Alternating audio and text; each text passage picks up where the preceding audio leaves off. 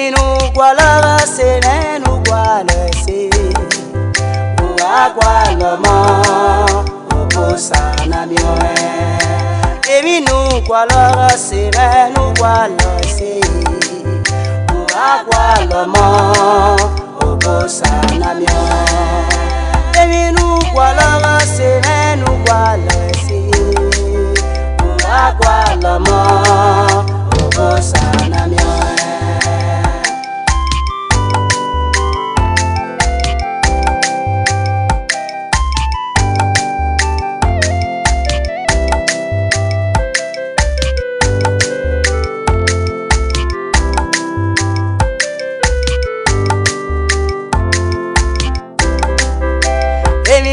Gwala senenu gwala se Gwala ma Obosa na mioe Eminu gwala senenu gwala se Gwala ma Obosa na mioe Eminu gwala senenu gwala se Gwala ma Obosa na mioe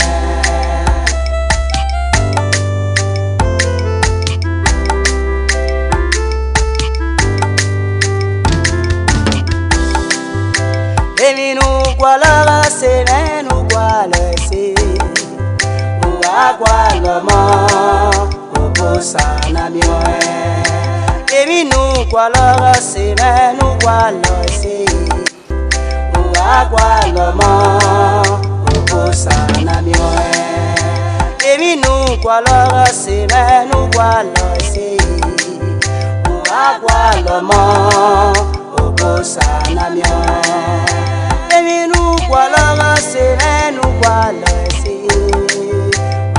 Gwala ma Obosa na mioe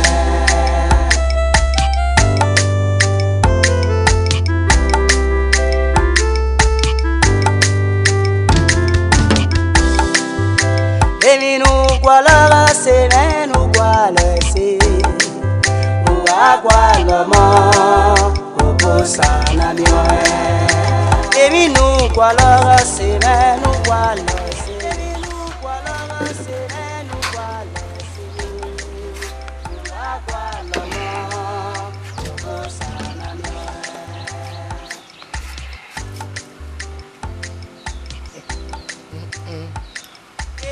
Joy wajina Upigbe o wajina Amawe omo bome Amawe ogwe oteama ona do mino kwa ewiro wareba Narabo ime hia gwegbo ula de me ma gwegbe ona awa we wo wa ipa kesere a wa re wo pasere a e hai kai re pasere a na bi ona wa pasi wa wu ododa ha dere gbe ni we ule o sabe menu gun enwo wa ni we sabe e betu menu yakwe eri ro dodi I'm a solution. Would I hear city waro here?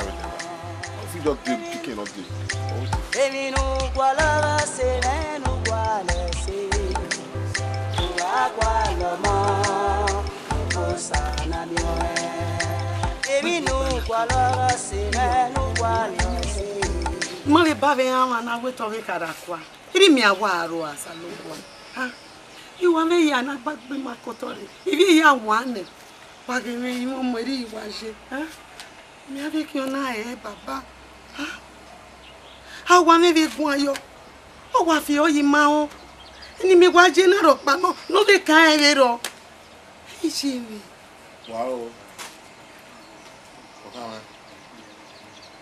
awo kawe iwe de mu bo na mi ureba wow the make are manasi iki ago wo pa wa ta lo olori wa jo de top wow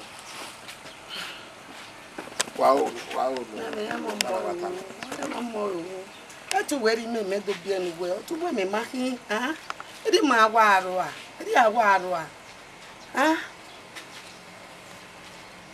Hey.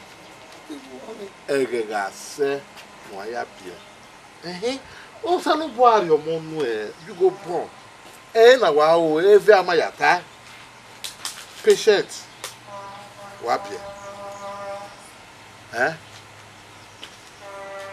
Every time wow, most serious.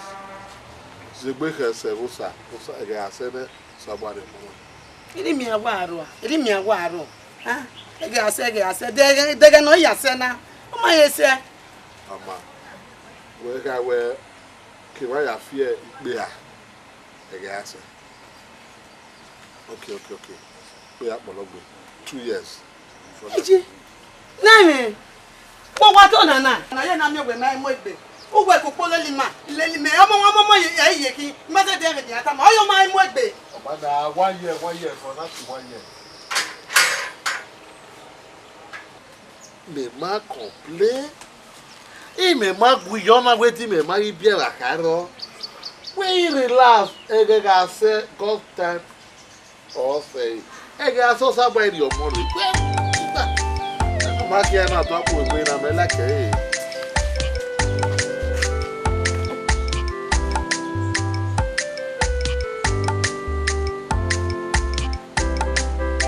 Eminu kwala se nenu kwala se.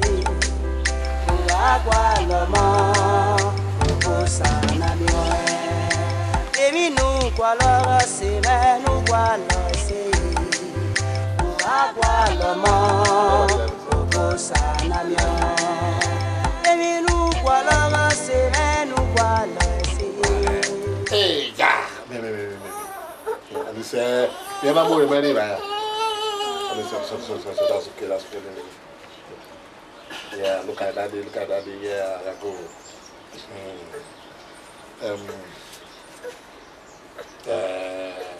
And say, that's okay. I'll put it like that. That's Easter dinner. I'm worried kada fry.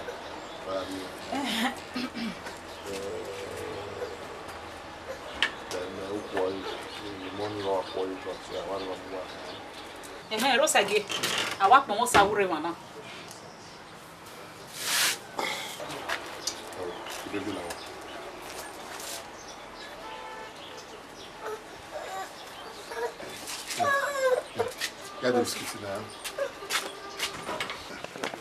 Oh, boy, school fees be a canal, wet larry me. At what I go, Bobelia? You might get Bobelia. You might get Bobelia. He had him work from that till evening. What me a Latiba? Yes. You even know 100,000 of I sing. 100,000. Keka.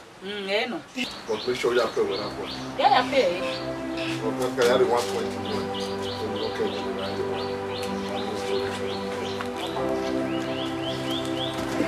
Okay. Gbagbe. Igwa lo we le ko wa ni si. Me odo lo ye ni bed ni na. I be kan. Bed ru ogwa do ari ma. I be kan. I so sad about side.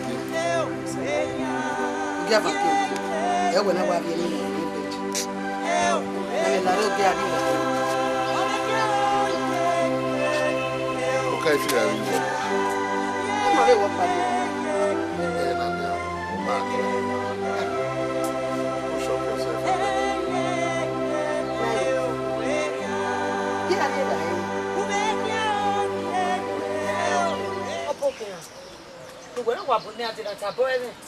No give am there even so.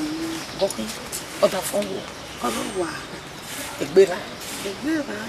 Bokin. Mai ya wa na ke ba big bo wa jina. Mai bi pa bi ya wa na we egbegbo mewo. Ko ki agbagba ba ni. Mama ti ni ori le bi egbe. Ori mi mai soto. Omo aya nya do. Oya mi ado ke ba mi. Mai ni en kiya e. Onise. E mo mo e ba ju do. O salobo ari omori. Kele we ogwe na age ho ara. O bi gbe iwa o na me we wa si o. We take Bolosora, no, then you're getting. I'm now in Ojegberi. Every day, your cake, but not any more day, your web. Bon, that is your body. Yari will add you. But big, or more boyano. We have a pen on the beer, or no one on the mail. A day can dinner. A can what dinner. Oh, give with Waruba. Yari will you be asked about to sell give me. I mean, we will go where we will do after me. Yari will you give us. No, if we move to go to Yari, you back on you. I'm a wabwa, you get again. You are again. Oh, my, was you? Where's it?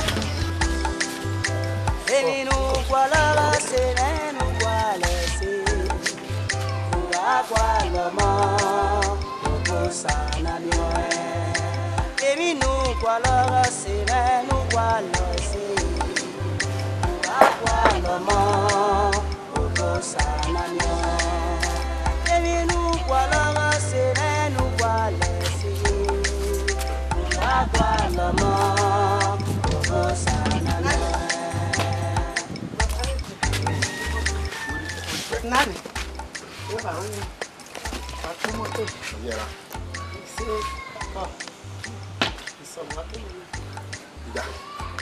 Marina. Even Matty, I put on a sorry, then we will. Le ma complet. La me nyo complet. Est-ce que tu magidi? Ipe yo, omo pe yo. So fa bi moto, ko le mechanic e no do mo en do adole yo pe be no. Ibu koko ti asuri re pa ni. Mo ti asuri ma me mo bien.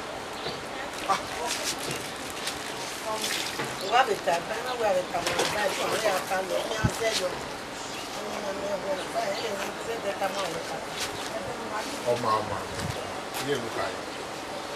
Everything we are living. Relax. Relax. If you are in your walk. Wow, yeah.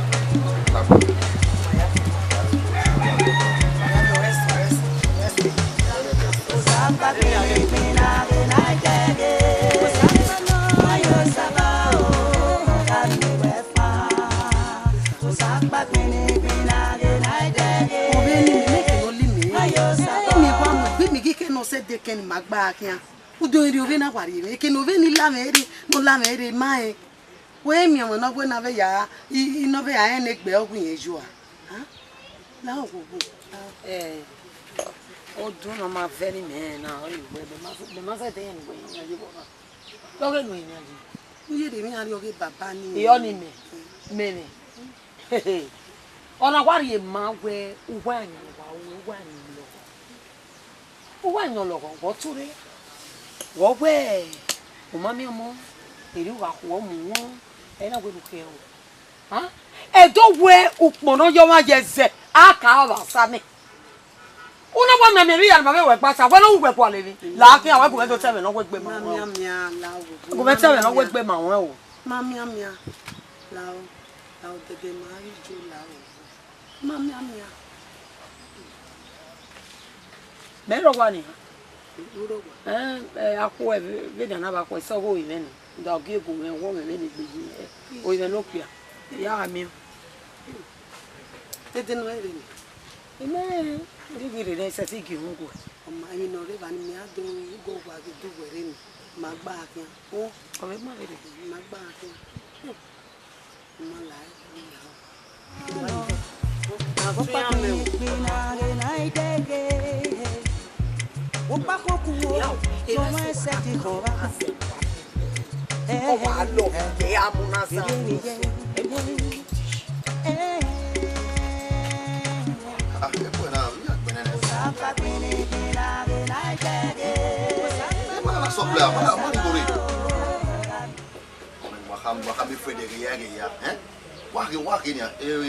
The first supply, my you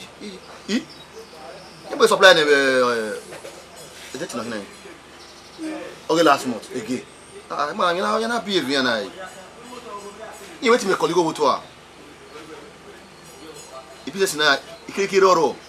Working okay getting an armor. Eh? Okay, Ugenia. You go go on a mahana, on a woman might be high. I can't get Kana. When I'm here, Omana, you go to supply. It's rubbish now. It's at you. A friend, a job or make a customer waffle stop. What's on friend? A customer waffle stopper. Mobagieti, no document with calculation here. When I be on the can't be short in the here, here, Wabere. A customer waffle. Fred, you come with. Okay, where we made to have him a store where a man waffle store. Where can you have in the store? What if I came out here? Where you are only making or not put out one. Well, I'm one. But get out more than what the mother got here. Wait. That is touching up.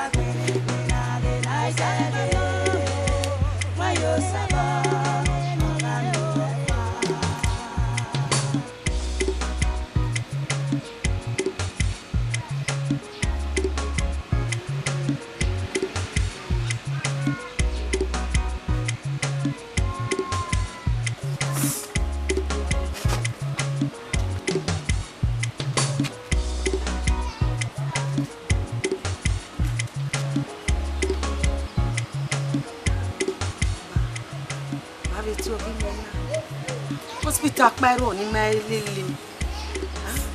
It's hospital. It don't wake me ma. That come on me, oh ma. Oh, and one more na boy mu boke jina.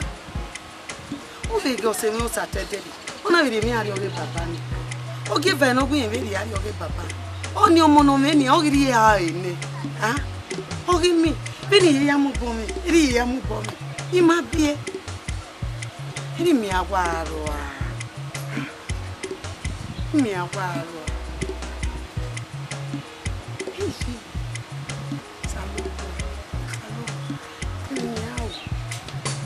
Yeah, you did behind me. Don't you me over here, me. A boy, you got saver. Only have yet to be away. Have a beer. I'm a bottle of me.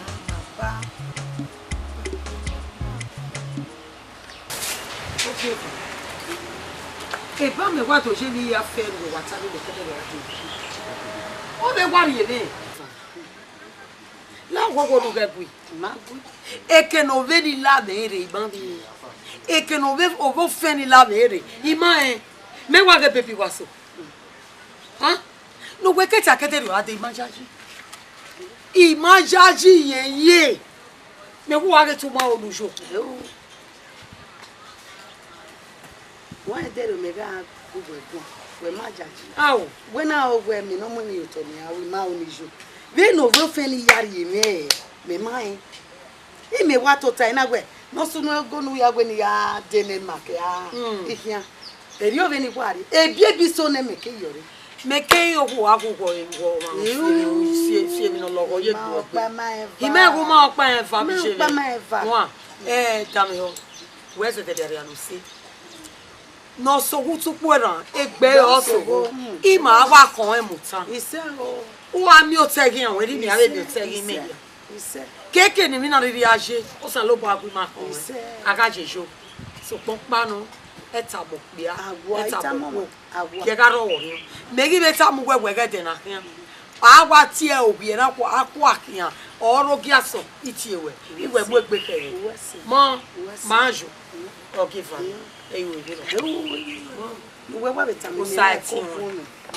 Ever see a marriage? Eu me Salobwa. Aga bona. Menari ari o venari. No even we get we ready me here ni be akwa lo tegbe. O we na be die papa. Ona e do pa mi.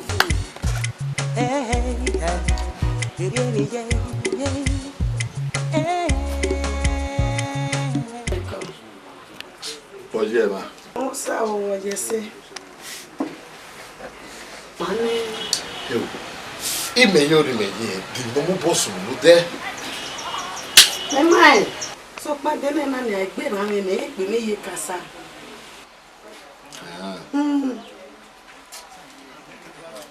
But originally where at the hospital for check-up. Where am I me avia ya hospital. Where am I? E be won era me pa tamba. Where am I? Where that you? What have you done? Very.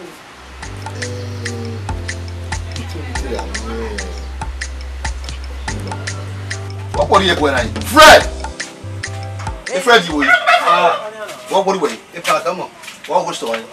he arranged me, I will be the dusty baby here. So, Freddy. I had to have your opinion, so wish the wine. if I were can't give me a bag. Hey, my mother, I have been on Saja. A calculation, you understand? You run on here with 6,000 plus many men. Okay, the total money we're calculating the money I remember anyone. A yana why 75,000. Okay, you're going to get it. Another 10,000. We give me no say balance. Bonus 65. 65 with money, 65 in with money. Okay. Okay, the other people know how many those debt you need. Wow, with plus and minus. my calculating in your wife. Ready. Pardon. Can't do me. What day? A bread get with water.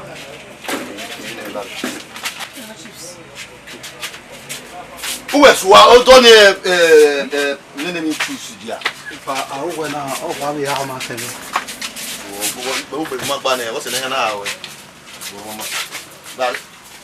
I tell you, Gala. Galame. Gala. Okay. What go to A big in a row, near a big in a row. Big. Oh, what you? Okay, you know, you're going to have your book. No, you have no yet to be able everywhere. Or more than we look up. I mean, you should have been Beruwa detected working in whatever you know is what Okay, who puts it? Oh, yeah, Timmy. Yeah, Timmy. But wait, man. What that? Don't worry. We're vitamin.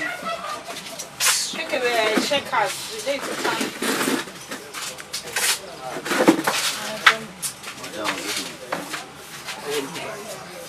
Check us. What will be it? Only that medium one anyway. Hello? Good morning. I did my shop. Like what time? You know, this that supply over okay, just hold on, let me check. Calculate. Let me check inside. If I like 2,000. Alright. 2,000. Okay. You'll be here. Where's you?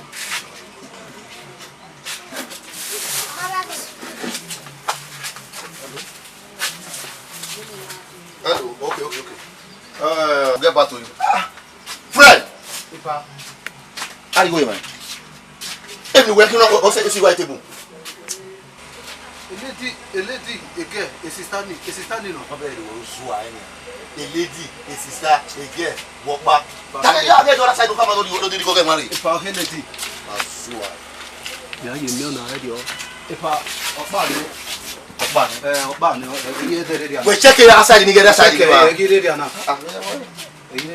What goes on anyway, man?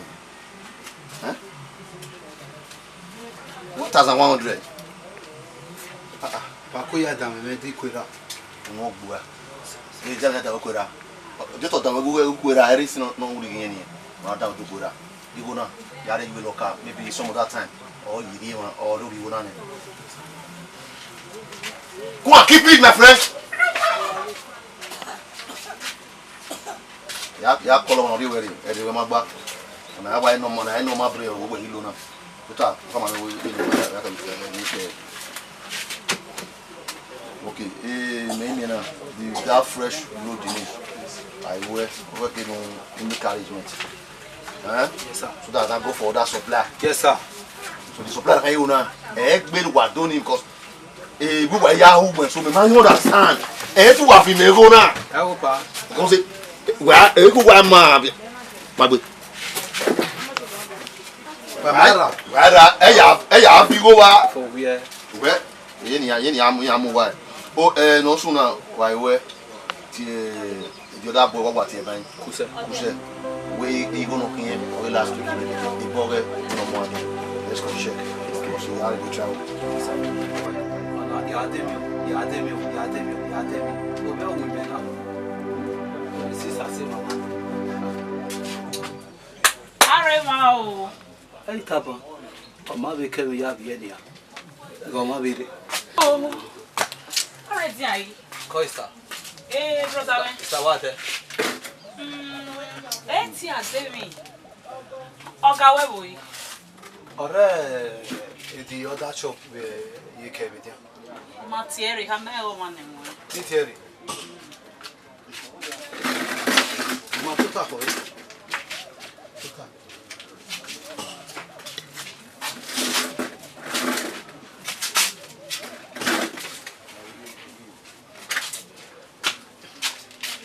Coista obiete okay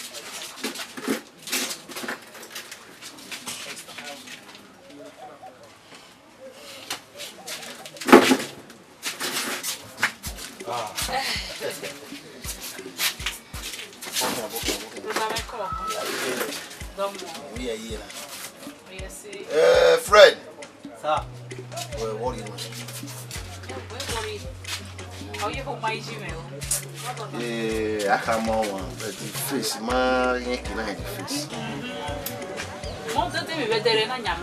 Oh, yeah. Fred. You go new. You can win it. Okay. You want it? You don't go to see where we might know. What's the get by the day? Let's see.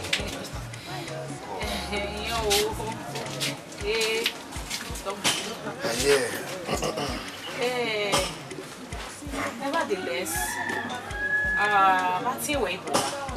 Anyway, anyway, OSAS. The full pronunciation of Sagi Magbo. OSAS. My new life.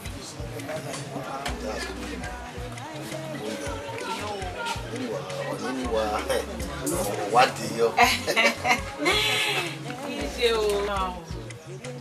Maybe we're marketing our here.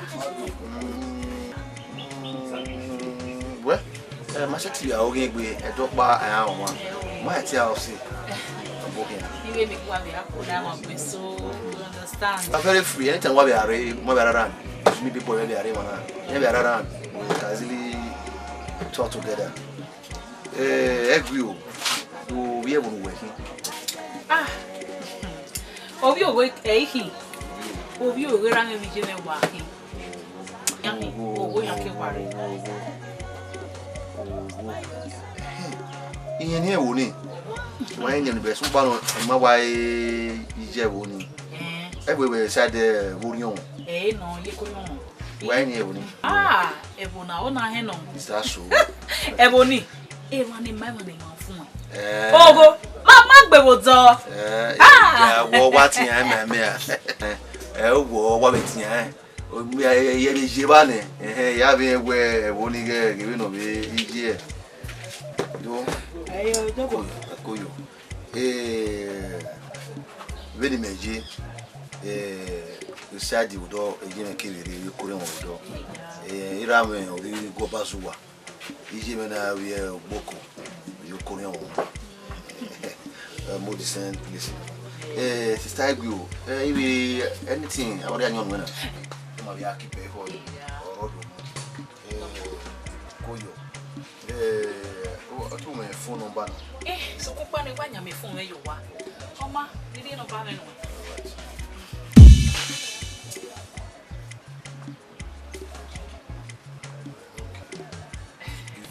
Hey, Oma, no, voila. where's the cabo? I'm going now. Why?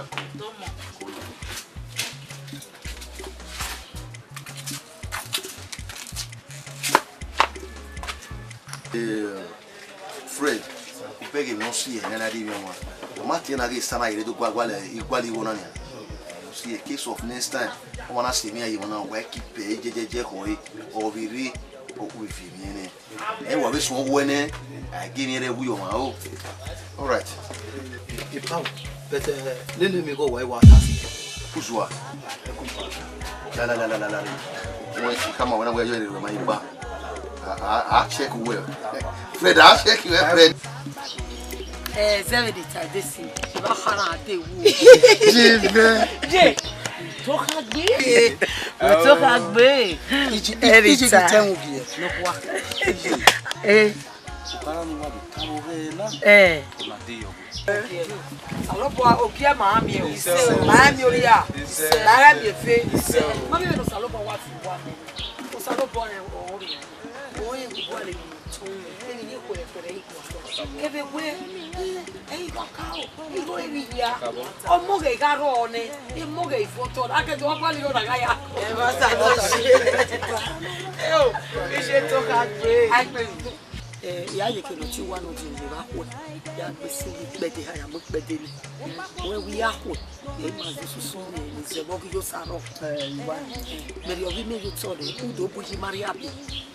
Maria pego que fale.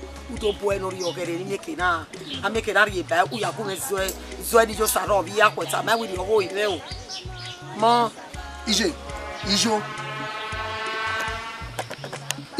Bana wa me mo pa we ki on we go kwa na.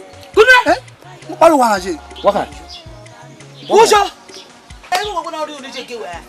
We ri ye we aga ge wo ujo. We go lo kare. A tu go su ku lo ti ore. Agbe o. Imi ari oni je ki. Ije akire ijo. O da ije me na. Ko wo ki we ne. Du no ata go ujo. Ku ba ko. Ayo da ti fon. Edo. E ki je ri wa gbon. Brother. Baba. Akia o bada ku wa bada. Ayo le ta. Ama bi agbe. Mo wa gi on wo. Ama bi o ma no. Eh, sun e. Adun. Iwe ya tan. Ayo e. Ari ko Iṣẹ́ ṣàbẹ̀ ọ̀sẹ̀ náà lè mú bọ̀ ìyá ọmọ ìdá iná ṣe orí ẹ̀kọ́ wá. Ìgbà tó so pátá orí ẹ̀fọ́. Pẹ́pẹ́pẹ́ o. Ìrọ́bí gẹ́ ẹgbẹ́ pẹ̀lú ìfàmù wá.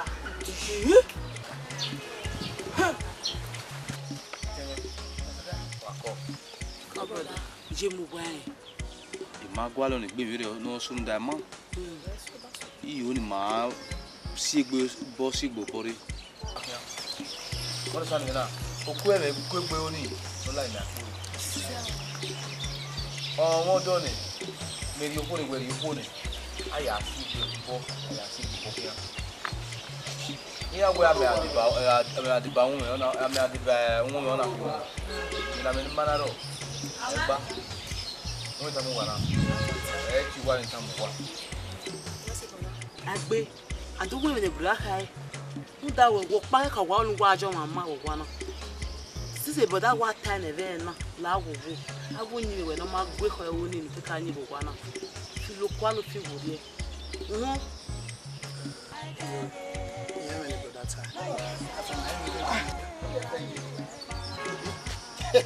Where what are you? Hey brother,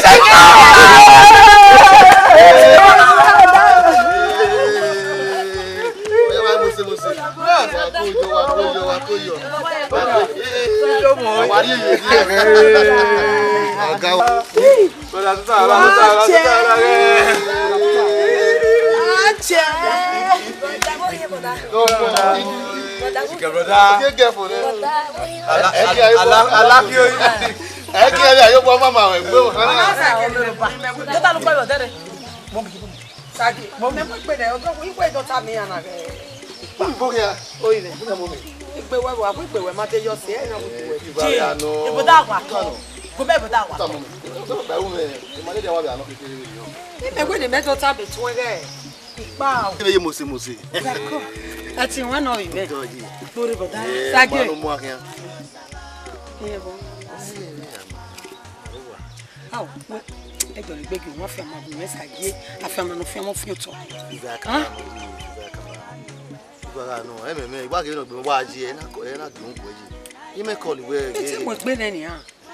Omo Sawesi gbe me bere we je bere opa yi no je opa yi. Ason brother. Gbe we wa be man. Sawesi. La re ri ebi no re tu. Nda me ye yin. Ason brother. Wesi. Boni mo re ruwa me se go do arugwa ene mo fi oto ina ko wa di yoko wa jore yan do awe la no do agba mesa mo nu bi be ije Wesi da ije wa ta no de ona we yan mo pe yan ari do we ama wa be re na na boda wa to kakabo boda wa to gbe sa do yeso agbe ma ri obi aje nu wa se o e mo ya to eri obi aje nu wa wa be na be 500 oni aje to aje to digi goji mi admission mo ya la school oni eni wa be ma mi o je re ni agbe Daddy me. Na wina udo simina ne ba eki bugbe bene bo yare ya be mani ni ba no mele ba ni ya ma buse bi o ni ya ajo ma be wina ya duro be go fi o wa ni pa do di obi ni ni ya de ba be ni na o ya mere ri mo mi Daddy must go bongbe Kiemu Ija ji webo wasia wa kiemu webo Sagi mo akan bi mo akan Ji no kwa mari ba isa mu pa Kiemu carry go na bad market la mu next money o je mere since e boda you ago egun a we ri wa se ba when we can gbe ni brother na gbodo na te brother if you were tanse no nya me to bi me we ati gwegun no da we no iteji of na so yin mo bo so we no we ti mo ha bro ije agbe ma be se no yin mo bo agbe yen be me je me ro wa ni mero wana wagi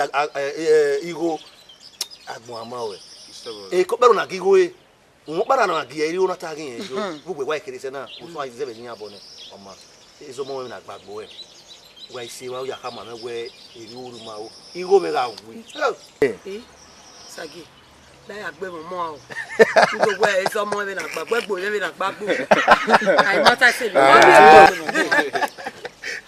iya a te be kere na o ke ta ba market ni mo akia buda ko corona virus yin atara o ma so do ke no na so do na so nu salo pa ni se ke so te do corona la sha because ya we corona mo to na wa corona ja ata ni ma won e de gbe kana we ke corona ni we me go eji na ale mi be ke ne de o ya le mi ameni o corona eji na ale yin na ka mi ni ko la ti la kwa ya wo la yo ma ko do a ikin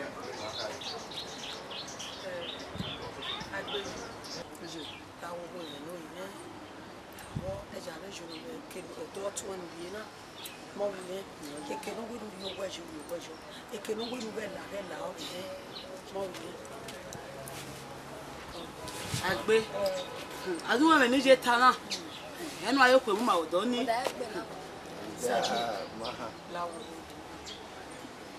Sagi wa mo wa mo so ni wa lo so mi me la ko asudon enuri ya wa bo kia o dada o reji wa marijo ile na wa re ba be sa ba we mi e ni a brother bokia odo ni bebo abokia ba bere ba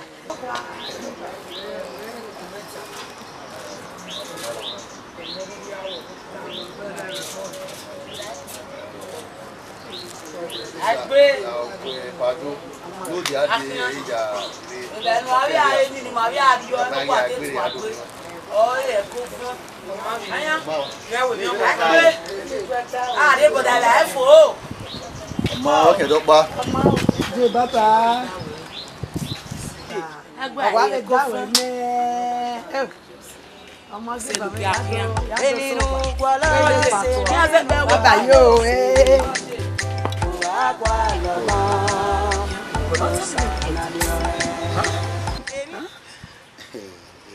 Imakama we. Eti ehu de ni televi kede jo wa be ri o wa ni kena fe do. Maji e o ki gege wa kan re. Igba mi wa fi ma me ni. O ja me re. No kan o give our we o pa lo mo. I give am. Bon. O mi pastor ba. Ore kiri je do. O wa ya. Pastor. Pastor wo je. O ge èmi ni ewuji ma o ni ya se wa ni bun abi ma ri ba do we testimony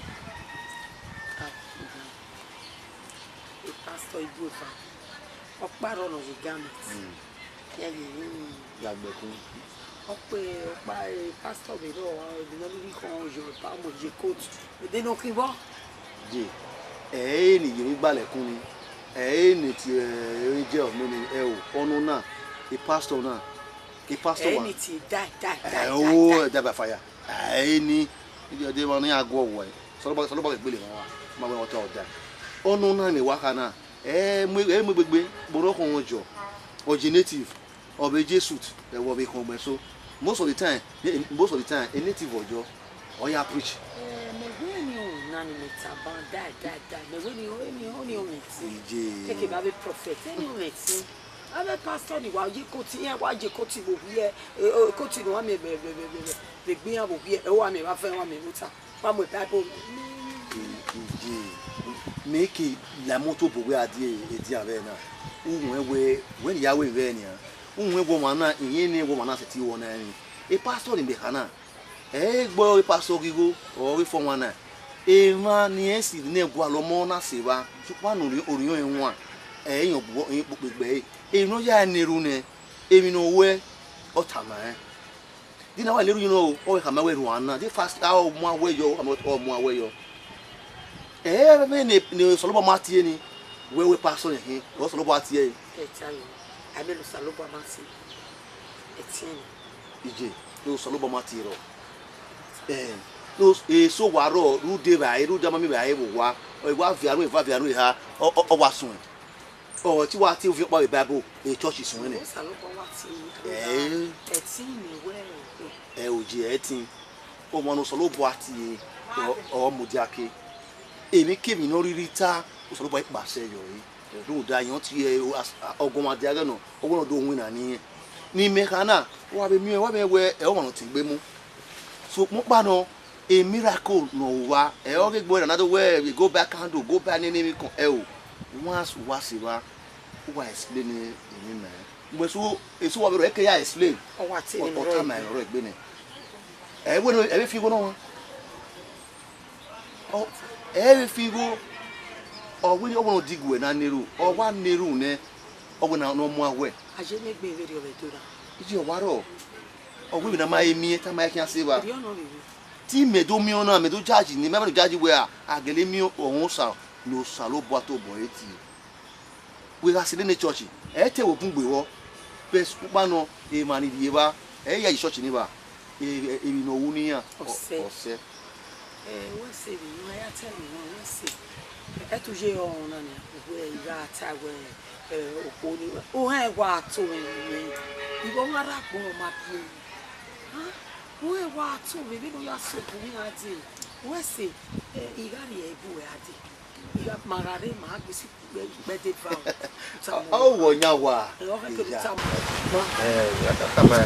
kama wo mo pa ma fa we se na ya te e tu je yo han ni ma wo to we o wa ke le so ye mo ha wa to e wo ya ta na we la ko ma we le ko ma pa la ma Osaba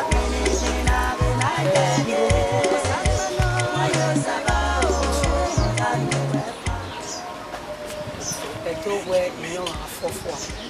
I can call you call away. They need you waban.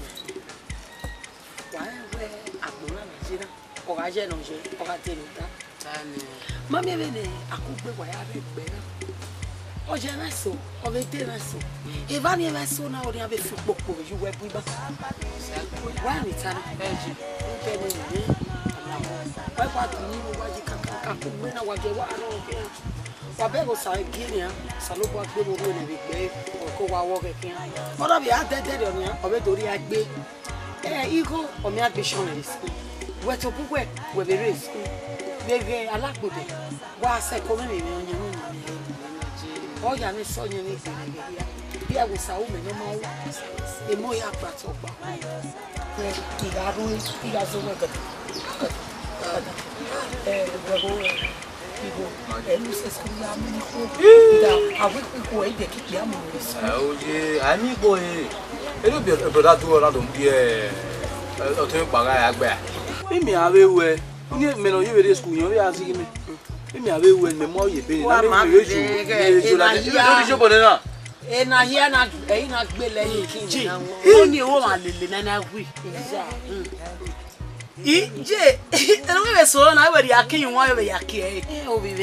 I have a negotiation through that. Latest. I'm not a motor. I'm a bike and I'm going to be very say, more webby. Well, what the any killers who say, I have no boy dress style. I'm already what a sad for the black before me. What a very fat time cooking. What may I say on 1 year? What do you watch me? Nina Sigo, I know. He went on Sonia make the squad. What a very your wallet, your gana. What was it? Samuel.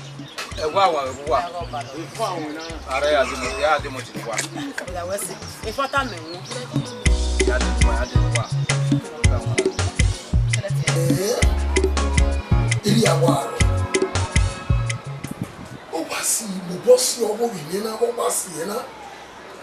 Okay, Ohana, we know a Buddhist or Planet Cubero Mata. The Materia video, so Mora make Buddha or Matewaria video. The sweet may have found a Watana and Auto Planet. Hey, have it one eye. Yeah, my boy, me. Oh, you know, Mondo. Huh? Go my beer. The baby, I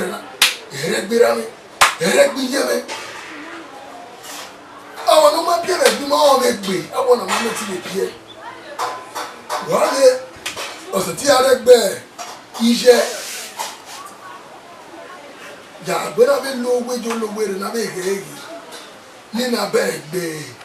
I need the bear, ma. No one any active no we and but me I do you to a council second you to second.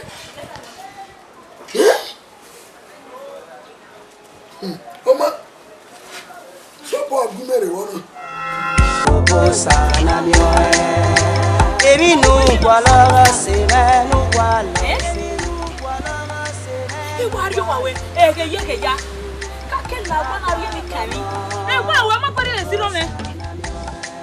Hey, let me go na tell. Eh? Eh, o tell me get down na para. Eh. Iwe. Ile you boy na bi. Ya we mo na ya lo ye come and be there on the moreover, o ko ni hiarie. Odonu bi an very konapa. Eri o ko ni be hiarie. Eri o we dey for back. So, he can set you up with that Korea. At the end of the day, where who could carry it. So, don't get married to your husband. Let me go along for the area. Just like that. Yes. The matter. So, when I is a one where query is it over? Oh, when I give me one layer, let it get the Yariema.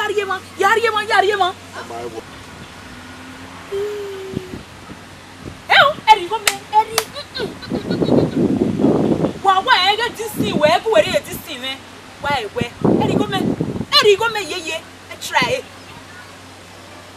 You go and say, hey. My dear. Keep it. I'm not ready for that. I'm with you. Oh, Mama, you know what it's when I tell you. It's a level of what when I want my say. Oh, Mama. Eh? Easy. Oh, is this thing where you are this thing? Hey! Where go you? You mean you can do it? No. Okay, problem. Me va aqui a we no ati we. O boy ya fe. Na we go for na. I do. Rame ya to so. E bo paro we tell no ati say bi. Ọkùnrin we wa ki ma wa re we si. Ese.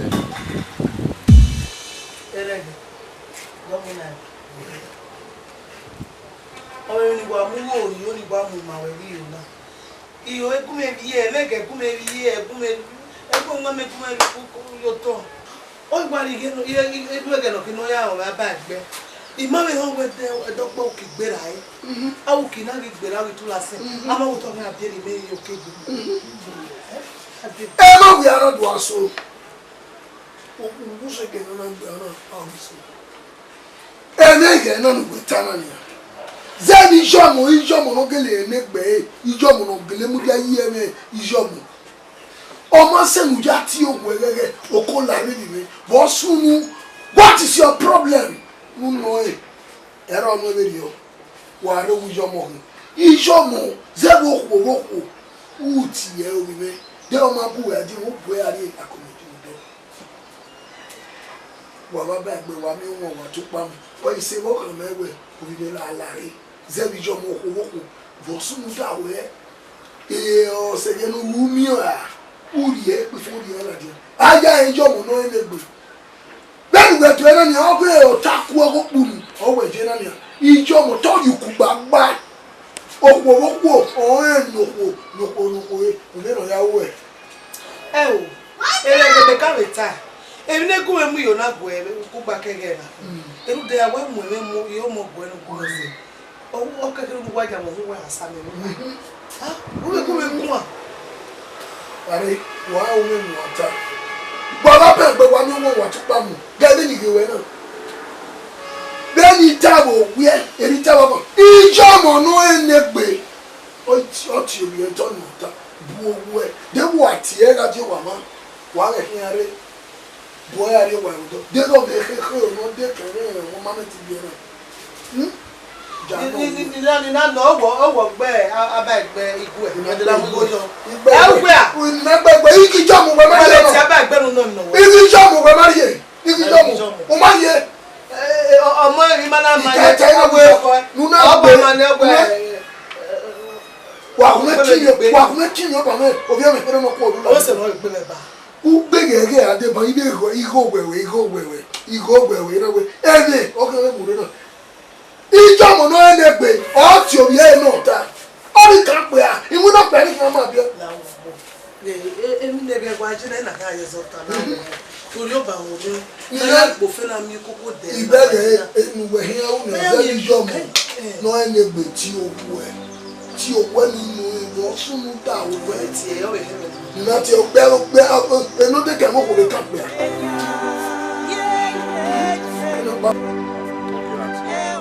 Junior. Junior. Ọ̀wẹ́ ọ̀rẹ́ Yéṣu ni ẹ̀rí yóò tọ̀ ní ìmáyémíà. Ògbẹ́ náà yẹ gbèrè lè ọ̀yá. Ẹ o, ìgò.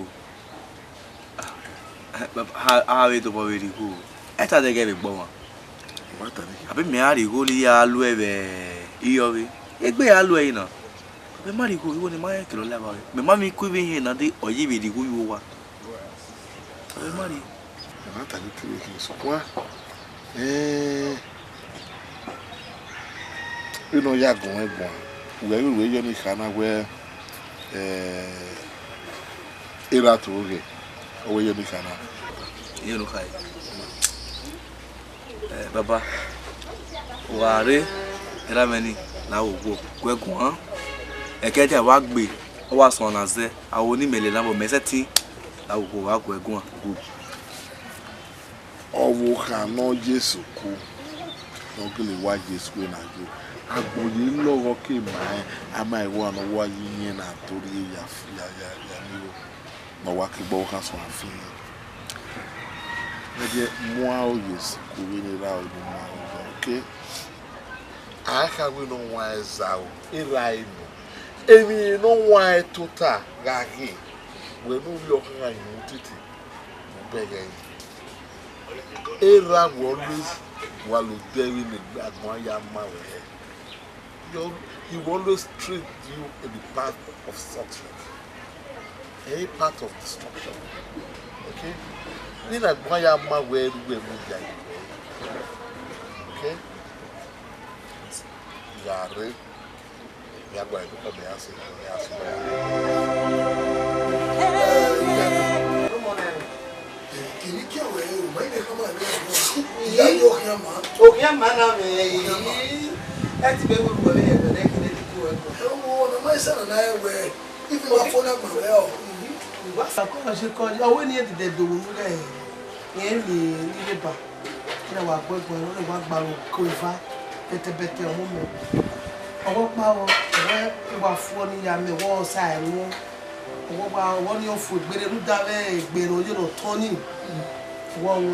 Owe no pa we mo ya ke owe edogbo tai mo ya ere obe won ogugo pa fi o e to pe to ko o wa we won lu dara àwọn na pa ni lo je won ehe ni loro igbe ni o wa pa ye gbere owe si ya fe ni ni go bi mi e o mo te ni won lera o mo mi we o o mo mi he o mo mi we ko bo we pin ni uri na we be demotesi no we ni ake ya owo mo ga gbo ya no ebi ya tuna ni maduku mo no que no enda onse owo na wi we do hai na mana e bo le do na we egbese ye ni ya ri bi mana o wi e fi o egbe wa wa le we na wo ni wa mo ke we no ya wo wa bita be we ri ewi mese ri na wa pe me yo wa o bi abi o ge ya ga na wo we si ya ko mo ndo ko mo si owo na wi we ege na yo ni oglebe ha mo we mo wo mo ke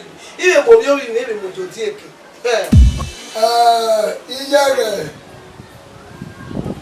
iyere re ba ari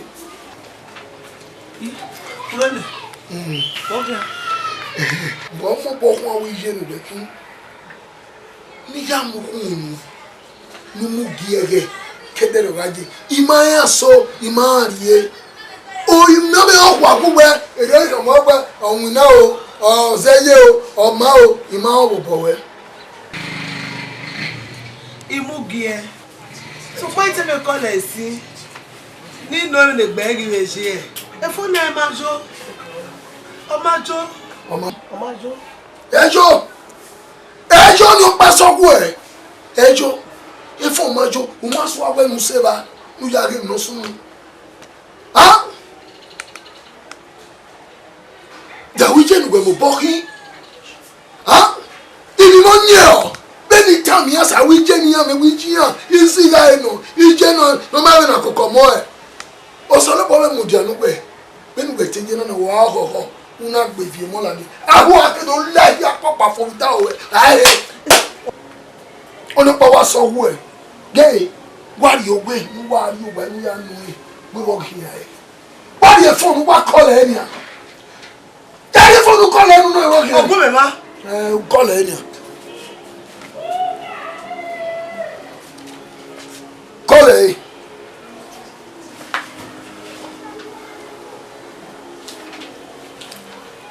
Kole Oma mejo ni ha Omajo pero marijo ni wo keke ni uza bi jo mo no ene gbe useless woman we e fo ni ora ke banu bi ele na ojo uwe gbe ba erijo de to gbe nu ade banu tori go ogbewe na o gbi fi go de ye wa wo ni se we bo bi e ba we fi o e mo keke e be ruwe mi ro paro pa wa na we to ani be o ma jo wo egere ni ya nu egbe do kira bi ji e no kama we no do kama ni o hona ibe mo na nyanya e de wo wa mi gbe mi na we mi udora we bread na fi ya me o ma be wa ba egberu na sun o ma be ba egberu ara nu mi e o ma kan ba egbe baba illa we gbogbo agba na pa ege ajo yo ko ya ko ege na yo ege ya o ege ya emi ke ro ya ki ogo me e no go me gbe na je o mu nu kini na mu ibi gudi la orore e yo gino ibi gudi la ege na yo re urore gbe mo ni la orore agba wa sa wa gbe bi o be we ne ku agba na pa sogu e be ya gba o mo ma sogu e baba la we gbe wa gbon ebe we nu eri ju egba be mu o mu na ju egba bia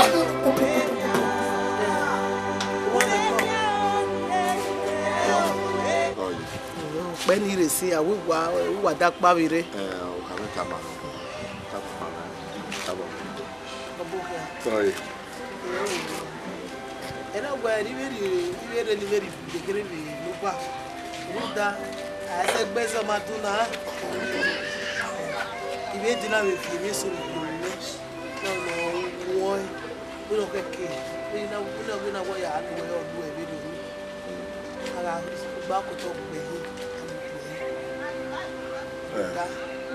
Menije ni magwa mo me aga ima bege mi pa lo mi na gege ma yo be kana ya aka o mo ka wala ko na mo ye ju ke pe na mo e bo mo je no to wa wala wesi kakabo wa kakabo wa ya wesi yo pa pa ni ya kana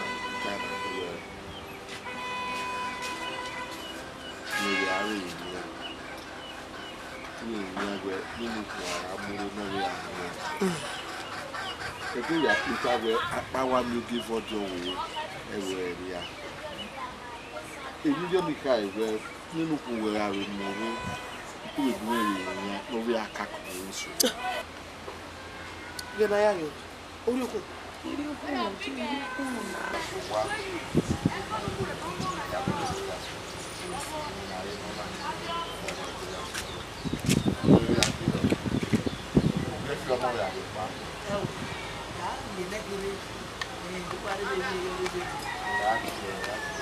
o igba bi ene de gbe kepa ere yo apo ya fi so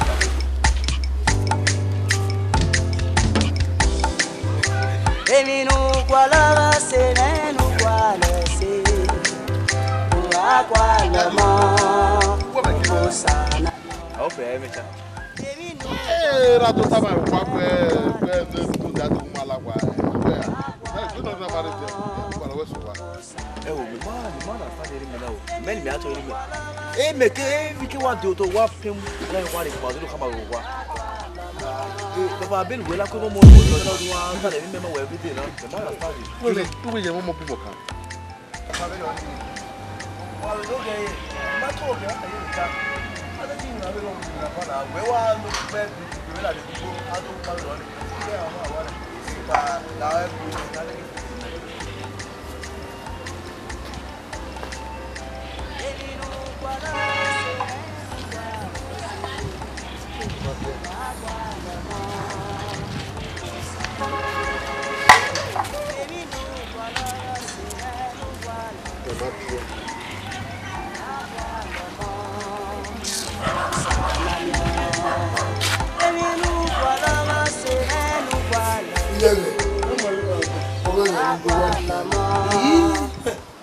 no kwa mi na tuno nyame me wa se ba we mo mi enu da me wa e gun da wa nya de deje na o wa da fi mi hin ani ko ba ko ru da ama hin fo mo bo wa ina wo je me o mi na ko ba ko le apa ba re e na gwa e no pa o me bo e ji wa e no o le wa e o le bia abi tan zera ani ma wa gba ta o to e mo we wewe Nigerian no OSAJESU no gbani wona eseri je me lo yo bone we no ide ke na ya mi o wa e ye o ko do gba e Okay, can you never wear? Ni masi kansu pe no make ni ma here say. One ye enu awa wu. O we ba ko fi o we le wa de. Owo ko ni no ko mo no ma ni. Obi ya. Odo mi lo ko ni. Won re ave e ko na ya fe. Ave be no mani ne ko kaya fure ni. No we ya na oni le isijo. So pon pa no eyin mi ti aropo. Ni no nya wa la wa lo bi e be di olowo. Egbe mi si ni no wa bi e bi. Owo no yo bo aya wo okunrin fo wa. Le ya meta kedo ade. Ki anu. Go ni bo. Obiri ale ya jogo bo. Ya jogo bo ni ka mo bo we no wa. Ama mi gbo na be na ge. Ge go bo wi mo je o ba o wa je o. Ara mi na ya fefe ni. Ikedo ha ma ba ngbe wo OSAJESU no ba de ni ma boy. Wona ya gumu yo ma we kere ni ate. Oni se. Ase ya wu. O ya gumu egbe na. Ase mo ya we to le kwa. Zebi jo mu ni meji we na ni ya. E o ke kin we ka o kere ade. When we do hand me we wa hia e na. We ke be na ge. Ime ka emi na we ya. Ike do biele ne. Oni se. Gboro ya me. Oni se. E ma o ma wa de wa ta le ba. Ti e ka ma we de e gbe me o de awa won kan kele de mo be. We se na. Lord, I thank you. You see, nobody can play with God. Upon the Israelites, he failed when you have where you are lying. You are lying. Pastor Boa. Brother Sigi. Obohia. God. What keep to time? God bless you. If I yesterday, not they call you when I would do me. In fact, yes, only way no day. It was yesterday I called you. In fact, or me so need me concern you. Or yeah, may call you when you do me. Okay, sir. Although Usalobua or Hivi na ya pray. That's true. So what we are going to do, we are booking 3 days fasting and prayer. Okay, so that now pray, now cancel him again and that moment. You understand? It's something I get a big wicked concerning your business. That's true. You understand? Go. What's your pastor? Yes. Go. And Allah will go. West. Now, pastor, yes. Because of there is no problem. You know you are my son. You are my spiritual children. So God reveal is for us to pray. You will gain it. God. By His grace. Why we will now feast date for the fasting and prayer. Say I ask again. Also the church was only. Okay. God. Yeah. Just 5 minutes. I am freeze. Something wrong.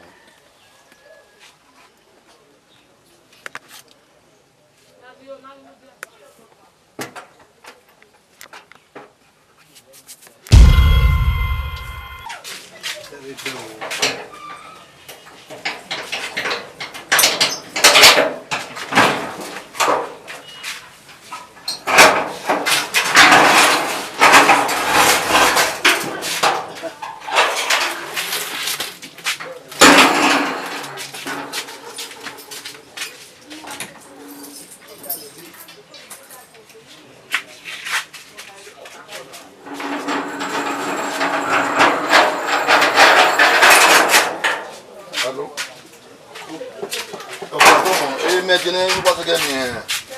Collègue, restore, mets la moto. Ok, ça. Regardez, il va tomber. Il va nous donner. Ok, no problème. Il y a. Où est-ce que nous avons changé les cas. Dans le tas un bon chini. Où est-ce que Abu, we met what was the way we are this one? Oh,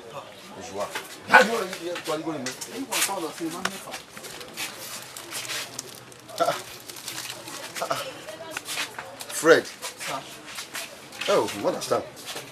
we make you surround them, man. Where by the basso? How come? Fred, how come? Who's one? Oh, that's another. Fred, you were Bonia. Fred, what will we go? That's good. Hey, Erika, you go ya kigo to. But so Yagba, you give me a video. You are going, did you? Ya no wa we pa Uluene. You want feel matter no? Of very boy and afraid. You better not very boy because you go. Fred, when you walk when I say what are the boy? What be very boy? What? When you are go me 100,000. Who be there? Get. What? Ijo. You are la me go. Okay. Anyhow. Ya call it a village because a village. Near why the 100,000 gume. Here I only be up here a village with door. They should put my money. If not so, everybody team with you. 100,000. The green way as well.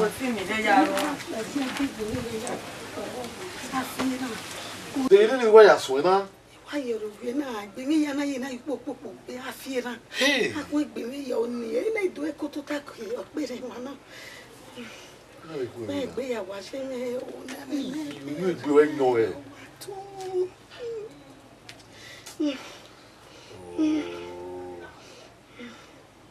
We bo wa ton. To. Be ya wa no.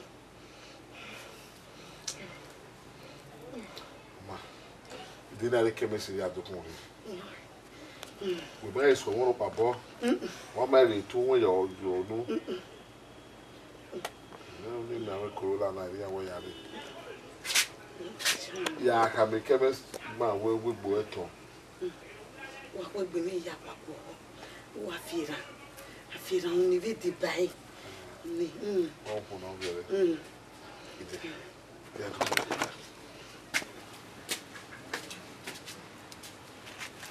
Erika ege jianji. Igwa lo wele ya bodo.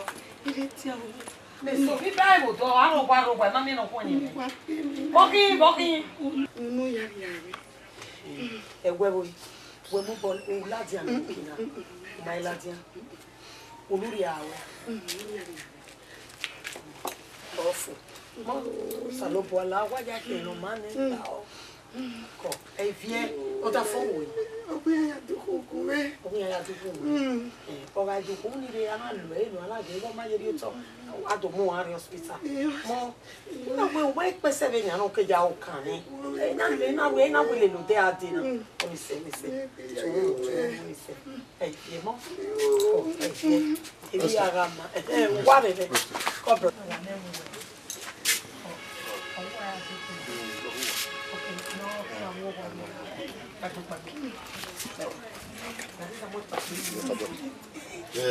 Larry.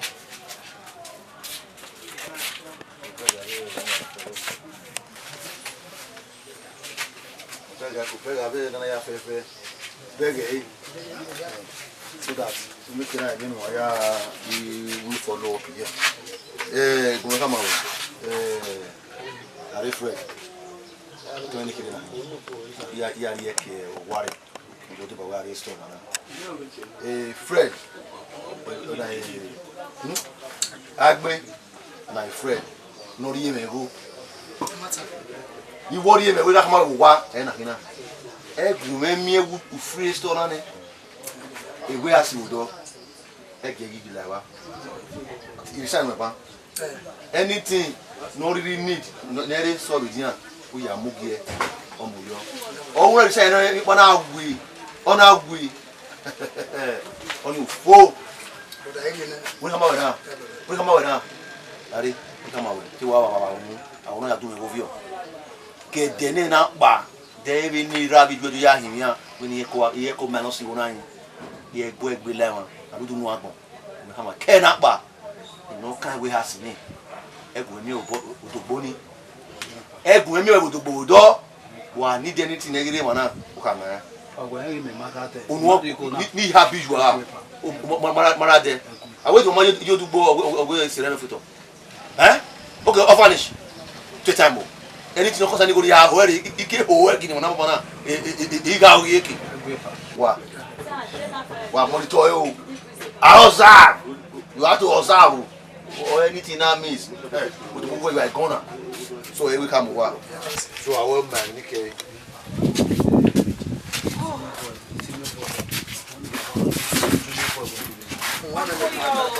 Hey, baby. Iyo abowa. Eti awe boy. Business. Oh my God. Oh. Aye o, aye. Eti aye wa ye kwere. What is begere? Oh. What is begere? Ene kere. Ire na. Ebo ewe ka mama wo travel. Oh, that's true. In a travel ya mwegusi ni. Okay. E wanta na ogare olicha. Obokia. Iyo. Saji we wo. Wa be chan. Amarede. Do. Iyo. Koyo. Obi ma wa be aje be dia. Oh. Boso no. Yeah, my boy, you know mo dia ban wa ga my friend. I want him 100,000. Jesus. It's I know what babu. Oh, man, that boy, igbo kan kekwa, igbo kan o kere restaurant. O me ra de. He me surprise where he go na wa de na wuta. Where go make pe me go me sign ni ne ya close ne wo obudu aki e wuta. We are go nipa. Jesus. Igwa taiga wari wana. Awe wa peke bebe. Paka me na go goro rie. Baba. No you we irabi je ition ya do himi ame la wo. That you go ne nori ya sa. Or salary tell na kwa me no say. Better. So because the other side don't like when we agbona agbemu weki na imi mu we.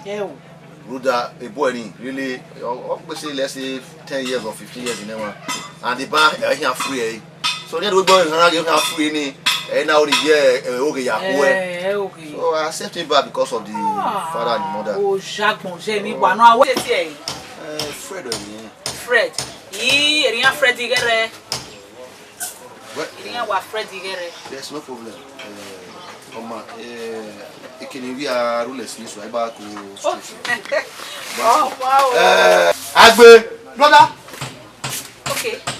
This man. On you boy na what this? No, hey boy. You know Brahma one. Wow, what this sense No, see me alabo. No, ma so un tani. Now what you get Fred. I'm monitor you. That's how. Wara o yo to say. Now you talk. Freddy no Freddy gere.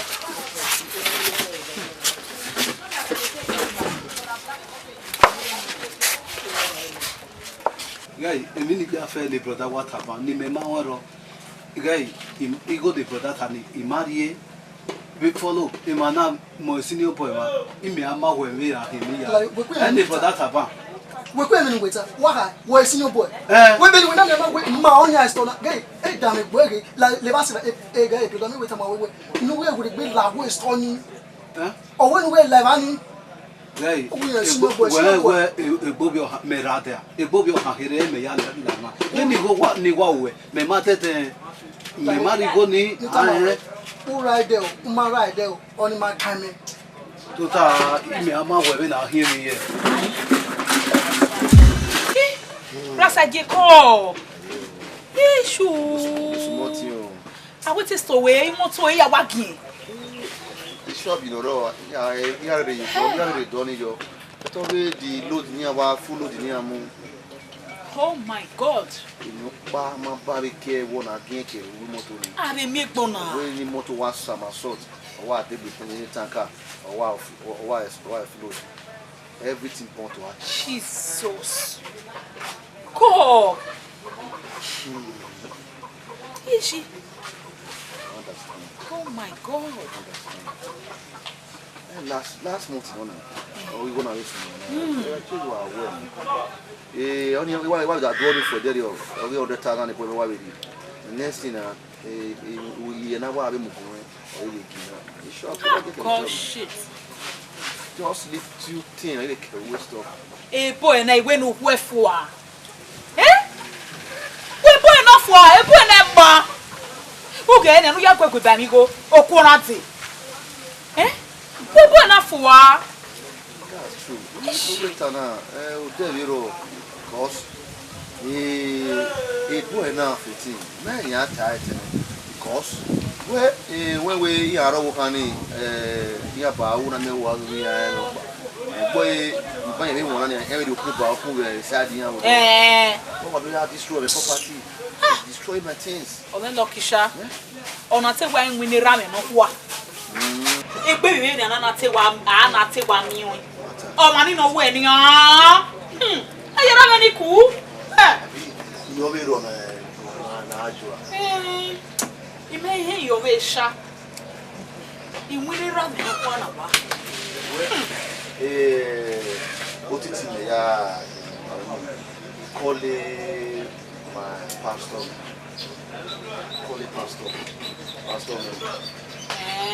when you are so I will try not in week be a pastor okay so I will be over pray ani wa be ma baba where are you no dey elite bana there ada di guy no la what why mo pa what we change oh salo kwa me o e ti ase no ayu eniki wo baba lo gba iredian o are niki ige papa be yan o lare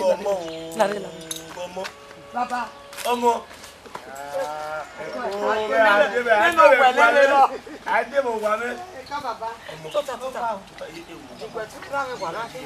Rame ki be rie e be to mo pa ne a. Won ri yan mo wele le ya ya. Obi pa pe ran. Ni ke ti ni ta. Na mi ni ogwe ga ma kaka. Baba. Utu ra me ne. Ra me wa no. Ni wa ti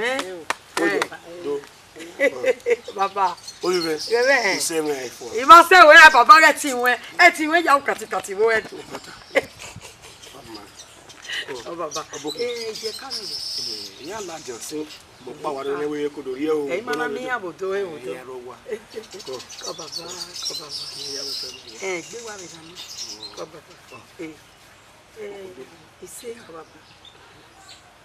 Se na ri ma wo iwaje. So my is okay omo do boji eta le gbo wo wa ke pa wa re mo mo de mo lo logo baba we ya egbo ko mo gbo no bo baba mo we ya we mo aye le gi me ma we yo no aye le gi me ma we o we ibanu lata o ka we egbe ni o nu wa una Mami gbe ni lo pe se ni ye le po mi go ge ni igbo ko bi ake ni ni kere ni ni mu ni rege ni no ba si no go si won baba comment o go bi ake ni o e ya rugwe orugwe ba he ni na oge na rere bro ka e do boy ne ami mi na gba ke ajas yo me no gboro bo ti awon eri gbela ti egbe me eri gbela ino ki asu no igari e de anu wa o do le gbe ye ade mighty do won o de wo atere iga ma mo wa loke wese baba idobo pa idobo si yo e gige dobo si yo wa ma ko bi ake e ko wo re ko we wa mi we ni obi akeni ji we ni obi akeni ju asa won we mo wa so wa gbe bo se eke no fure aya mu eji wa je na ni ya je mu re ne anaja sin eko oko ibi oko ya gbogbo ya mi no la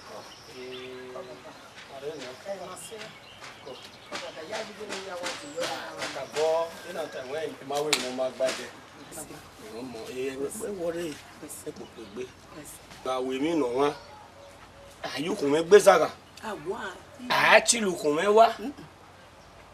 Or think all on. So kuna iwona actually yege kuna. Idobo si yo. Iya wanwa papa. Ini yakba. Iya wanwa. One.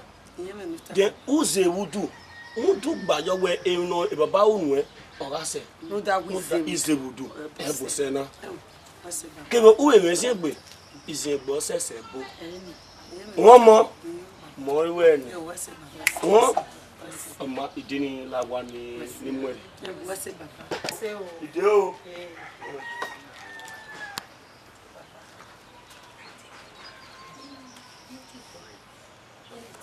Where's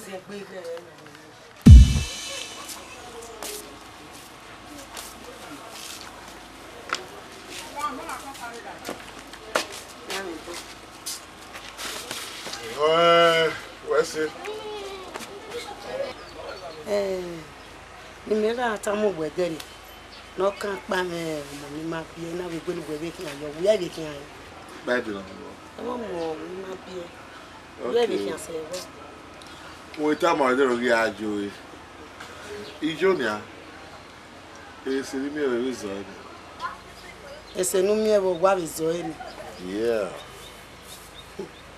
Nugwe wata na me majaji Nugwe wata na me majaji Rude ya mwemenare ukun ewa uzeyo me lare orijugwe mekian Igbe mi ya se ni mi ewe kin ata so wala eyo kin ata uda so mi so koko boy no nya igwetu e eri mi agba aje bo gugu eri mi agba aro oma bo egboko mi emi mi a o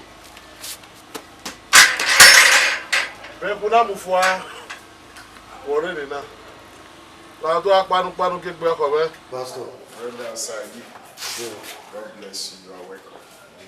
Yeah, how is your business? Oh,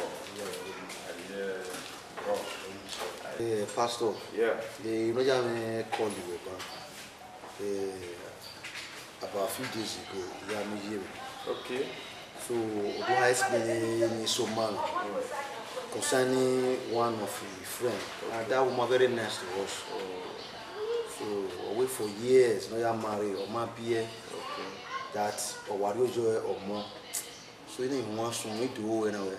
Many people in church man, they problem with on it. But at the end, so nobody be helping you or we solve every Thanksgiving. So now way before you came with the day, okay, can do hammer when it. Or you're not the person. Kakabo. I mean, your ban of Salo boy setting. You see. I so much thank God for your belief. Thank God you are a member of the church. Yes, sir. We bury testimony from different people in abroad, all corners of the world. You have been hearing testimony from people. Whether it's a small thing, what you will do, now with some days deliverance. I will deliverance in here, teen in this year, she will not get freedom. Wow. Pastor Wesley, yeah, do I can. All right. Yeah, come here. Yeah, I do. Yeah, come here. Okay. Go. Where are you? Holy. Hallelujah. Holy. Hallelujah. I talk you, Jari. Holy. Esusumaba. Ejemeke. Ọ̀pọ̀lọpọ̀ pẹ̀lú mi. Mo de ka bro lo. Holy. Ja. Madam Abukia. Madam. Only market. You don't think about where? A temple so open and the copy of this humanity. Come from. imagine yata na Guess me do Enrico. Hallelujah. Madam hallelujah. Fio bakwa. hallelujah Your name now. Hallelujah. Laura negemerigwe Laura negemerigwe Okola no sebe wa Eri ade Igebe ne mo ya mo gbai Ine nevera no seti kiojana ni Only Awe Ja. Income. Ina we orasemani ina we ebi ya gbani Oha me mo bi Oya mi ya de ra mi no lawo Madam Wase. Ja. What? You what are they? Ja.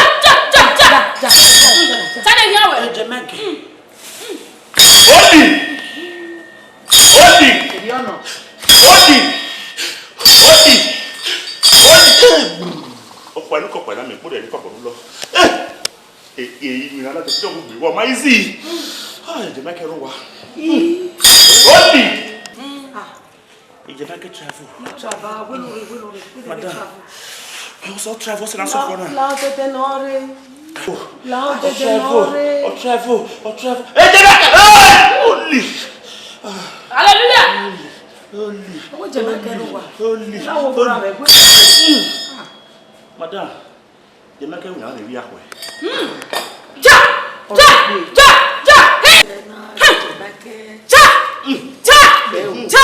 He communicated. Ezo. Mother, why you here Holy Ghost. Oh, he to says it be. I had it with a bear dinner. After what for incompliance total fedibra. Only. Louder than Ore. Owo bi fa.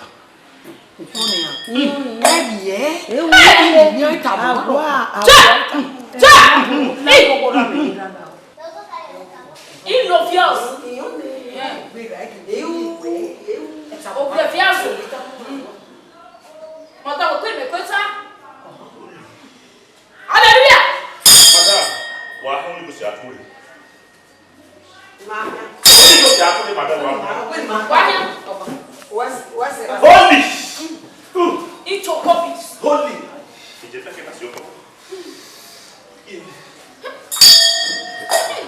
Pastor Marina. Oh, well, follow us on another night.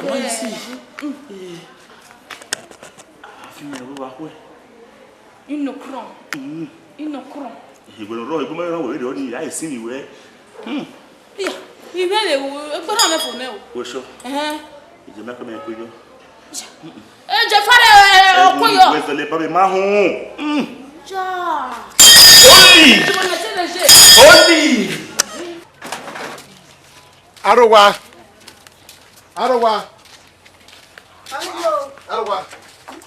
Lao kameruwa. Epa, Erowa, leba se ve mana ogu wena. Dikiro ye. Ye mama ba ye se, ye ba wa meti wa na di. Epa ma be ni me ko ere na me ma do ba yen wo wa. Yeah. You will. Erowa pa.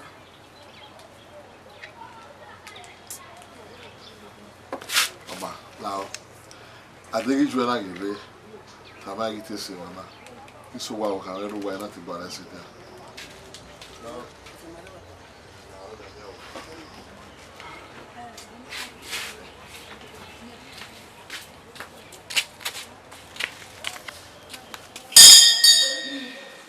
Holy. Ije make. Ije kibe ya so wa se. Father. Ya so. No re gba. Shepherd, you gonna want to dirty commands. You gonna don't want dirty commands. I'm taking car for to eat them out. Ja, Madam, ije gibre, ije make. Akura. Ya fe, Olumeri. All of that are welcome. Come. Hallelujah. Ije make us on the way. Ije make us on the way. It's also Oyi. It's also.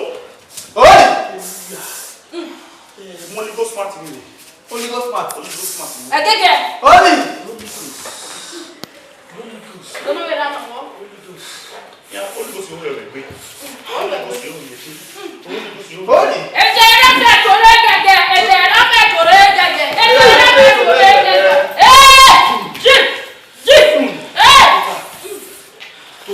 Yeah, I don't want to put now. Holy Ghost. Holy Ghost. It just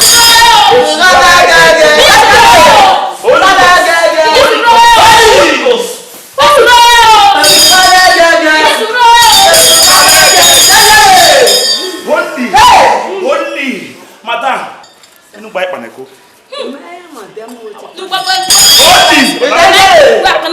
Ona agunme hu na nya. What do you advocate? Madam. What do you advocate? Asona wa ama. We ami. So ba ke fun aha die afia gbe no ma. Poru yen no ma ni.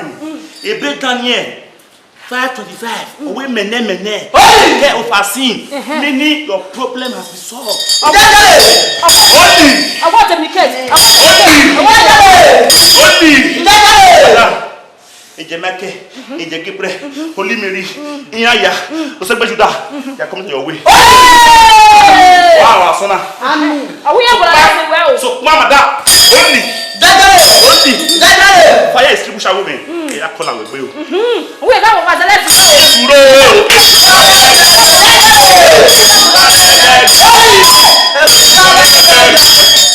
Only. Calculated. Madam. Madam Lobie. Lobie, madam. Lobie so. Madam Lobie. You're on your way. Madam Lobie. Only go say Abuna. Only Daddy. What is the outro? What that go there waga. Waga. Digo mara ka wadi ku. Ije make amu.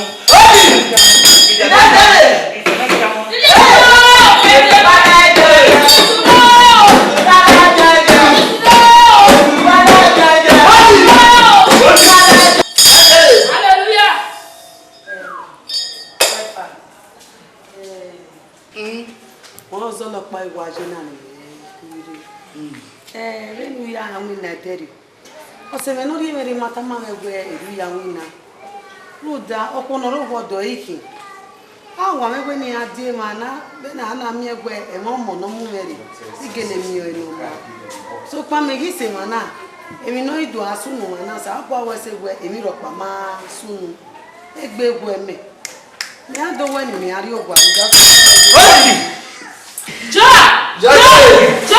Holy. Madam, do this. What's it been way vertical, horizontal, practical? Incomes. Personal internalized.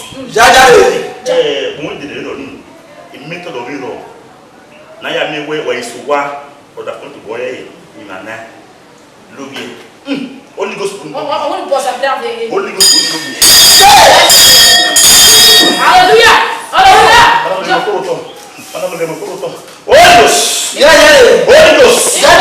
Holy Ghost. Madam, Zeke Holy Ghost is there. Zoso. Holy Ghost came. Holy. Zoso, Holy Ghost came. Zeke. Be with Vane.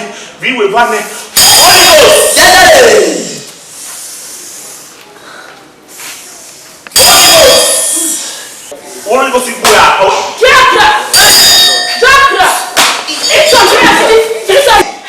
Madam, mother be careful. Holy.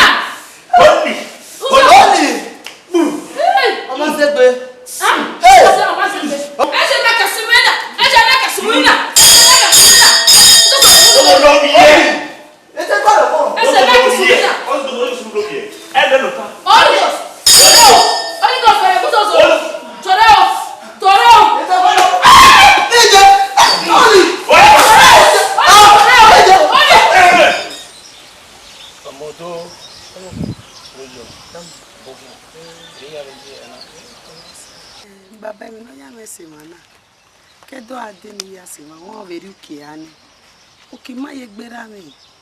Iye mu bo me bi ni ka ye mu bo mi. Me no sunu. Atabo kan. Okudo. Emi no sunu dawe. Uwe kere na. Iyen idegere. Eni ka obe dege ni. So kwa emi no sunu dawe na. E abo keka. Ọmọ ro to e iye ma gege jugbo àwọn wo je kan eme gege ti dawo yi èmi o si e Baba bi me kian wuye mi na no si ni mi na me se gbe re ọmọ me se gbe èmi ya fefe no gbin na wo èyí adinu ode ege ne kian pe gbomo ọmọ na no to to e ifara la egbe awe ga so e owe bi won o sa lo ba gefala egbe ni gbe oko mi so pa we me si egbe ise kian eni ka o ga gbin nanu e awe mi so omo na ori egbe ma ifara egbe ise baba ise wa bohian wa pastor madam wa call it is well with you in Jesus name wa call pastor yeah. My pastor. Yeah. My senior. Benin Movies discussing. Okay. Yes. This is my mother. Oh, that's any you ever say. Let's see. Oh, yeah. It's yeah. Madam, go. In fact, Ogumegwa. Edo Igbenaya Loben. I mean, your partner Salubo, I said to you. In fact, after Gumegwa, I have to pray. I talk to my God. I mean, your partner Salubo, I said to you. God reveal a case to me. And your man where a case is over. In fact, OSAJESU is one of my members in this church. He's a very good guy. Madam, I mean your partner Salubo, I said to you. Yes. And your hair case is over. Madam, here more Yahweh here. I make a phone panel my la with them more Yahweh here. In fact, anyway. Anything or going on lay to Salubo reveal it. To it. Ni Jesus Christ sister, yeah, we pray before you leave. And we give me news. Salubo around. I will come and do some prayer in that your house. By the special grace of God, your problem will be over. In Jesus' name. God. He also so Benin. But the Bible will delay does not mean deny. A God said to Salubo be killed. And he was said, when we pray. In Jesus' name. Amen. Our Father, I commit the life of your daughter. I lift up her life unto you. Lord, whatsoever you will be is not a secret. Let's pray. Before our prayer, I came your fire, Mario. What God cannot do, okay, ni wa me yayi, or we yayi or more my bearer. Let us pray. Father, in the name of Jesus. Solution to come. In the name of Jesus. Yeah.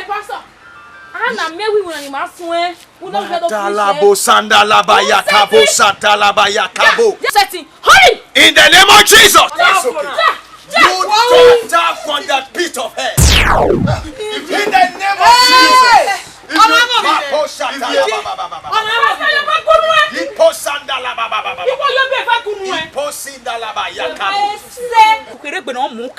I release fire upon you in the name of Jesus. I release fire upon you in the name of Jesus. Ma, if you know,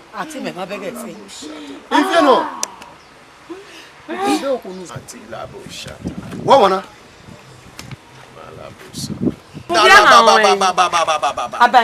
In the name of Jesus, I command you to confess. Open your mouth and confess. In the name of Jesus, I don't care to know where you came from. In the name of Jesus, your assignment have ended today. In the name of Jesus. In the name of Jesus. In the name of Jesus. Your assignment in this home have ended today. In the name of Jesus. In the name of Jesus. I cast you out now. Go in the name of Jesus. Go in the name of Jesus. Go in the name of Jesus. Go in the name of Jesus. Amen. I command you to confess. Open your mouth and begin to confess. Hey, everybody keep quiet. Begin to confess in the name of Jesus.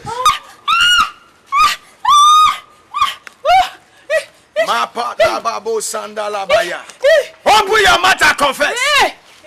In the name of Jesus.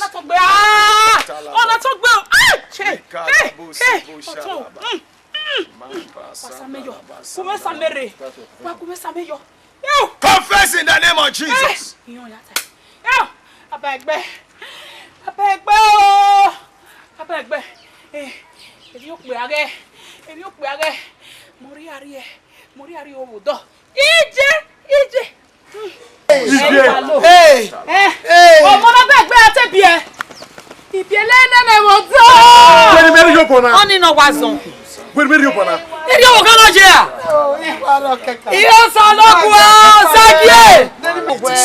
is well. E gbọ́ pé ayi ku we ni. Sagie. Enye mu won mu je mu kegbe.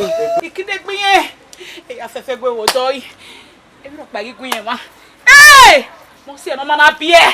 O. Mo se no ma na bi e o. Ọmọ náà te bi e bi da wa gbon. E wa bi ele na wo. O Sagie.